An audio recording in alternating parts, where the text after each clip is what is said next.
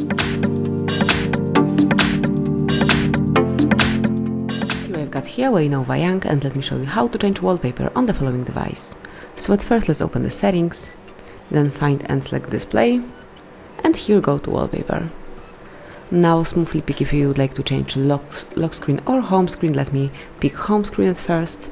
And now it's time to pick either one from the wallpapers or one from live wallpapers. And let me choose, for example, this one. And as you can see, this is how it will look like. So if you agree, if you want to apply it, just click on set wallpaper.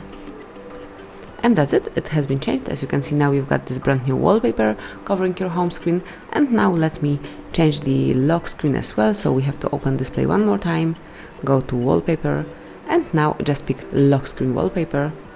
Use, for example, home screen wallpapers. And this is the one, or you can also pick other wallpapers. And now just choose something.